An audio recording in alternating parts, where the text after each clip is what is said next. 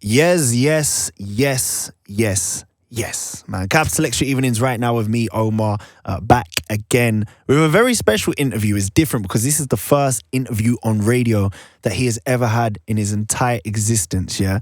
Welcoming someone right now who has been bringing something very new to the UK scene. I'm very happy to have him here. The vibes are immaculate.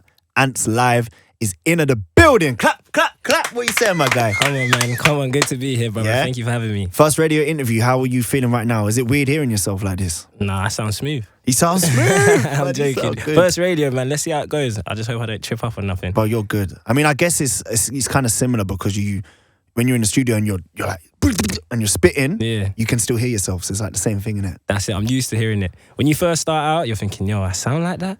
And then the more you get used to it, it just becomes normal, to be honest, yeah. What are you saying? Does it take time to get to like find that flow when you're in the studio? Yeah, I feel like it takes time for your voice to warm up. But just in general, not necessarily in that studio session, just over the course of years of rapping, I feel like it takes a lot of artists time to figure out their comfort zone and how they should rap, how they should speak or sing even. Because too much of an inflection, people don't buy into that. So you got to really figure out how you're trying to deliver your thing, and that takes time. Man, I'm excited for this chat, you know, because I feel like there's going to be a lot of gems that are going to come into place. But look, let's give people a bit of an introduction to you. Yes, sir. You go by the name of AntsLive. Talk to us a bit about this move into the music scene. How do we know you? Why are you here right now? Well, I think a lot of people know me currently because I just dropped my brand new project, Just a Matter of Time. And obviously it had the lead single, #1 candidate, with the crazy video that obviously got a little bit of a buzz on TikTok. Big tune. Specifically, but also everywhere. So that's where people know me from right now. But yeah, I've been doing this music thing for a couple years, man. Nice, man. When was the first time that you put the pen to the paper? Honestly, probably I was like 6 or 7 years old. From a little you? Yeah, man. I used to write a lot of poetry. To start off with. For my grandma, funnily enough, she'd make me write poetry and that. So that's how I started just falling in love with words. And then when I started really spitting, it's probably like 15, 16 when I was just like, you know what, I enjoy this. And then the first time that I hit the booth, the studio, I was like 17, 18. I did that with my guy, shout out Teji and J Blue. That was like a group that I was in prior to. Yes. This, you get me? So that's very lit, man. That first time when you hit the booth and it's the first time that you've been in that environment, it's a good feeling, isn't it? yeah, it's lit, but it's also like, bro, I don't know what I'm doing here. Yeah, but it's like you have to kind of make them mistakes and you have to like adapt to hearing yourself on the mic. And then after a couple times, it's like the fire starts coming through, you know? Well, I say more than a couple with me, to be honest with you, because when I hit the booth, my voice was also a bit higher in that. So I come out the studio, I spit my bars, jump out the booth, I hit playback. I'm like, nah. Yeah, you're like, yo. I'm like, come on, man, I got to sound better than that. I hear you, man. It's a big thing, you know. And what is that, like the mastering and the mixing which comes into play when... Yeah, a bit of everything, but honestly, it's mostly the artist. As I was saying, I feel like it takes a while to be able to realize, yo, that's my rapping voice, and that's where I sound the best. Yeah. And that's where it's the most natural. Let me run with that. And your voice has got to develop, you know. That's real talk. I mean, look, the first track that I heard from you was Brown Liquor. Okay, yeah. Yeah. And that track there was big for me because I like them Bryson Tiller type instrumentals. That's it. You know what I mean? Them and J. Cole, that kind of like that lo-fi kind of vibe. Oh boy. What's the process with the picking the beats for you? Yeah, I feel like that's a good question. I feel like that's probably one of, if not the most important things when it comes to making a song, which is the production behind it. And for me, every time it's a feeling, innit? It's not really like I go into a session and be like, yo, today I want to work with this or I want to do that. It's more like I want to hear some sounds, I want to vibe for a bit. And then as soon as I hear that one note or anything, it just clicks. And then I'm like, yeah, cool, this is it. But every beat that I work with has got to have its own personality, bro. It can't sound like the one that I did before. It's got to be different. That's such a good way to describe it. Like the beat has a personality. For sure. You know what I mean? And I guess it's not necessarily the beat that you write to isn't necessarily the beat that you jump on, or am I wrong? You know what? Back in the day, more so that, like I would write and then I'd jump in and I'd be like, nah, change it up, let's do something else. Nowadays, bro, I really only write in the studio. Like, that's really where I feel most comfortable being in. So usually what I'm writing to, I'll jump on that. Yeah. Yeah. And you know what, the reason why I'm a big fan of your music as well is because I like that conscious rap. And I think that conscious rap goes very well in them Bryson Tiller type instrumentals. And I've heard you personally talking about manifesting certain things and the law of attraction in your bars. That's it. So my question to you is that something that you live by? Is that something that has helped you get to this seat here now? You know what? Shout out Omar, man's done his research. Bro, I'll be honest. I've been listening to you, I'm man.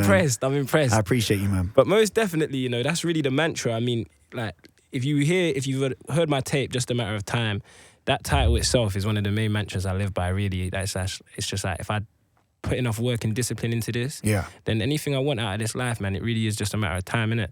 So, when it comes to writing the bars for Brown Liquor and manifesting and da-da-da, I'm like, it's really that. I'm really living day by day to that. So that's why you'll hear it in my music, because it's a big part of how I like to, operate. Yeah. And you say it's just a matter of time. Is it hard to have that? Is it hard to have the patience sometimes, do you think? You know what? It can be. I'm not going to act like everything's sweet 24/7. It's not that. You wake up some days, you feel like, I should be here. Other days you wake up, you feel calm, but your situation's the same.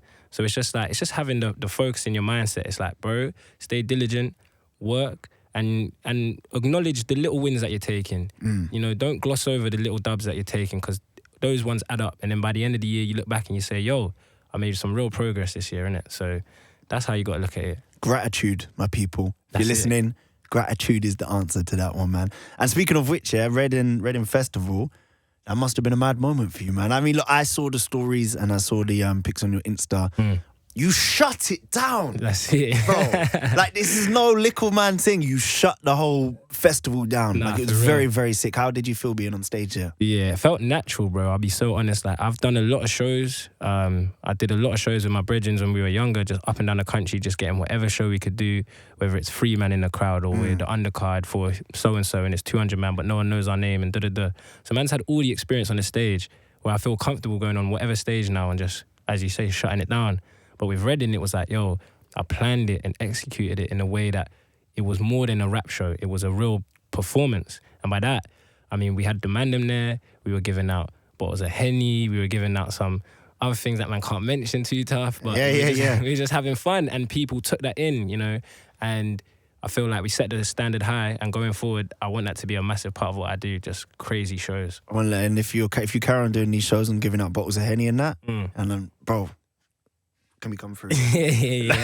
I'll make sure you lot are pattern for that. Nah, it's love, man. Honestly, it's very, very sick. Let's talk about this song, because, I mean, there's so much we need to talk about with this track. First of all, the music video, which is a mad thing. Thank you. It's very good. Is it green screen or you out in wherever you are? Yeah, I get this a lot. It's not a green screen. Nothing in that video is a green screen. Okay, tell me, talk me through everything. Okay, so, between myself and the director, shout out the director, Tom Emerson, genius. But between him and myself, we come up with a video where we just wanted to make a real statement and have this crazy entrance where as soon as the beat drops, I'm galloping on this horse, right? And yo, we had the vision in it. We just said, look, that's a money shot. The tune's a money kind of song. Let's give them what they deserve. Let's give the song what they deserve. Sorry. So I was driving to Warwick, learned how to ride a horse myself. I was doing that literally a week prior to flying out. I'd never been on a horse, and then I'm up there 2 hours a day or so learning to ride. Everyone's telling me I can't do it. I'm like, I was gonna ride this horse, bro. Don't worry, I'll get it done. We get out there now. We're in Italy. And bro, jumped on the horse. It was like speaking English to an Italian. It was like, it's language barrier, innit? They ride them differently out there. Oh, do you know what I can see in my head? You know in Avatar, when they hook up to the dragon, and you have to hook up and you have to like feel the connection with the horse. Yeah, is that what you're saying? Yeah, it's like that. Maybe not as extreme. Not as extreme. You know what I'm saying? But no, it's literally that, bro. It's an animal, innit? So you got to treat it with respect. But yeah, man, that was it. I feel like that's a statement shot of the video for me. But, obviously there's a real life goat in there. There's crazy backdrops because it was all shot in Italy, the Dolomites. Italy, okay. Yes, sir. And where's the Dolomites? Dolomites. And who? Dolomites. Dolomites. That's and it. Where's that? It's North Italy, but I couldn't be too specific because I don't really know. Yeah. Oh, I knew you learned to do horse riding. Because imagine I went to the New Forest back in the day and I galloped. And I was like this. Like, I was everywhere. So when I see you like actually riding this horse, I was like, yeah, man's had lessons. Yeah, and what was the like Italian life out there filming? Bro, it was just worksy. Very, very much wake up, get what we need to do done, and crack on. Because to be honest, it wasn't really a holiday. We were working with, let me not divulge too much into it, but we were working with a real skeleton budget. Like it's not as much as people think it is. So everything that we did was pretty much one take. and we just practiced before. We were shooting it on film, so as soon as we were ready to get the footage, put the camera on, wrap the shot and move on. That's really how we did it. It's very creative, man. And and this is also why I'm very excited to see the journeys, because I feel like you've got a very creative mind, and to get more videos like that, I think that's really going to make you stand out in the UK scene, you know? I hope so, man. I just want to say that I feel like music videos in general is a bit of a dying art. And for me personally, growing up and watching that, enjoying it always, it's definitely something that I don't want to kind of fade away into the past. So that's part of me, bro. I want to make sure I bring that back. And also a question as well with the horse. You brought a horse to the ends. Like for the promo, I see you had a horse there, and you were giving out £500 cash for the TikTok. How did you bring the horse to the ends? Where did the horse come from? I just realized that, you know what? The way people are taking this in, I want to do something a bit more and make sure I'm promoting it correctly. So I was like, cool. The money shot is me on the horse. Let's bring a horse to the area that I grew up. And let's give out the people who are putting in all this work, doing these crazy challenges. Let's give them a deserved prize, innit? Yeah. You know what? Stay tuned. I'll be releasing the winner of that £500 cash prize for the #1 candidate challenge. I'll be releasing that soon. So yeah. Okay, cool. You heard it there, man. So yeah, keep tuned for that. It's mad though. It's like for the people that are renting cars. You could probably just come up with a new service where you just renting horses. You know what? People need to get it out of their head. I'm not going from A to B on a horse, bro. I'm driving where I'm going, but people see me I think that's gangster, you know. No one is saying anything if you're pulling up on some big stallion. You know what I mean? What's the vibe like with the headline show on March? Are you excited for that? Yeah. I'm buzzing, bro, to be honest with you. Yeah, my first headline show. It's just going to be full mad energy. I'm going to make sure I have a few of the man them on the stage performing prior to me, showcasing a few of my friends and their talent. I'm going to have a crazy DJ set who I'm not going to announce just yet. Yeah. But going to make sure I'm showcasing a lot of talent. And then I'm going to run through the project, a couple old classics as well, and then some new stuff. So if you get down there, you'll be able to hear some new previews. Exclusives. That's it. So what else can we expect 2023? You know what, man? It's a long year ahead. We're just in January now, so we're just going to wait and see. It's early, man. Yeah, but you know what? What I will say is I'm definitely going to drop another project, and hopefully it's going to be a lot sooner than you think. Big up. First of all, bro, thank you so much for coming through your first radio interview. You're a G. You're a real G. I appreciate it, man. Likewise. And Capital XTRA evenings. AntsLive in the building. Big up, bro.